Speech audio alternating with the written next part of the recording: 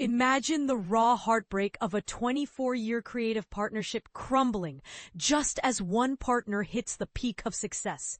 That's the gut-wrenching core of Andrew Scott's latest role, and it's sparking conversations about loyalty, art, and the fleeting nature of genius.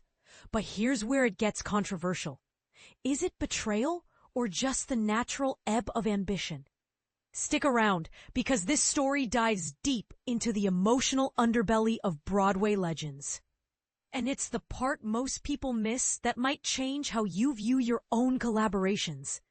Andrew Scott has become a familiar face in our living rooms, captivating audiences with his intense portrayal of the brilliant detective in Sherlock, melting hearts as the charming priest in Fleabag, and chilling us as the cunning antihero Tom Ripley in Netflix's sleek adaptation.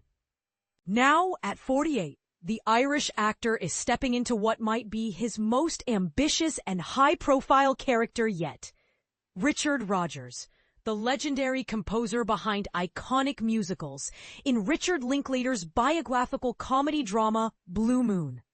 The film centers on the electrifying night of the 1943 premiere of Oklahoma, a smash hit that catapulted Rodgers into superstardom. To help newcomers understand, Oklahoma wasn't just any show. It marked a pivotal shift in Rodgers' career.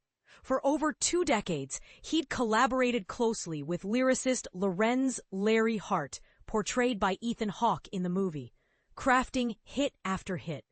But this production was Rodgers' debut without Hart, signaling the end of their intimate bond and the dawn of a new era with Oscar Hammerstein II. Together, Rodgers and Hammerstein went on to revolutionize American theater with timeless classics like The King and I, which blends romance and cultural clash in a story of a British governess and a Siamese king. Carousel, a poignant tale of lost love and redemption set in a coastal town. And of course, The Sound of Music, the beloved story of a governess turning the lives of 7 children upside down amidst the shadows of World War II. These aren't just musicals. They're cultural touchstones that have inspired generations. Yet, amid this triumph, the film poignantly asks, what about the man left in the dust? Larry Hart, the witty wordsmith whose lyrics had danced in harmony with Rodgers' melodies for 24 years. In an exclusive chat with Hello, at the glitzy gala screening of Blue Moon at the BFI London Film Festival, Andrew described it as a breakup movie, but not in the romantic sense. Richard Linklater calls it a breakup movie, except it's a creative breakup, he explained. These guys wrote over 1,000 songs together, so they have this incredible intimacy between them.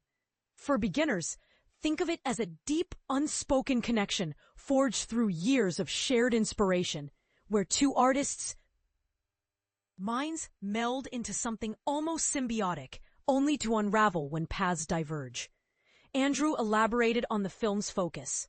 The night that we meet them is the night that Richard Rodgers is launching into a fresh creative alliance with Oscar Hammerstein.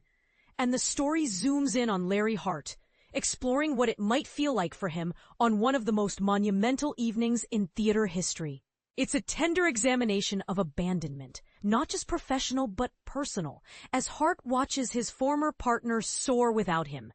Director Richard Linklater, chatting with Hello, added layers to this emotional tapestry, calling the dynamic poignant because something's ending. An artist is being sidelined near the close of his life, and it's kind of sad. He reflected on a universal truth. Artists often believe we're immortal in our craft, that our genius will endure forever. But reality can snatch it away. Times can render you obsolete. This isn't just about Rodgers and Hart. It's a mirror for anyone in creative fields, where partnerships can feel eternal until they don't. And this is the part most people miss. The film subtly hints that perhaps Hart's obsolescence wasn't just fate, but a choice by Rodgers to evolve, sparking debate. Was it selfish ambition or necessary growth? Linklater frames Blue Moon as part of an informal trilogy he dubs 2 Beginnings and an End, alongside his earlier works, Me and Orson Welles and Nouvelle Vague. In each, we witness careers exploding for some, while others fade. a recurring theme that highlights the ruthless side of success in the arts. Nouvelle Vague, premiering in the UK alongside Blue Moon at the BFI London Film Festival, continues this motif of ambition's double-edged sword. Blue Moon made its UK debut at the festival and is set for a nationwide release on November 28, promising to captivate viewers with its blend of humor, drama, and heartfelt introspection. But here's where it gets controversial. In a world where creative partnerships like Rodgers and Hart's mirror marriages, is ditching a longtime collaborator akin to infidelity? Or is it the harsh reality of progress, where new muses must replace old ones? And this is the part most people miss. Perhaps the true tragedy isn't the breakup, but how we glorify the winners while forgetting the left behind. What do you think? Should artists prioritize loyalty over evolution? Do partnerships in art demand lifelong commitment, or is reinvention key? Share your opinions in the comments. I'd love to hear if you agree, disagree, or have your own stories of creative breakups.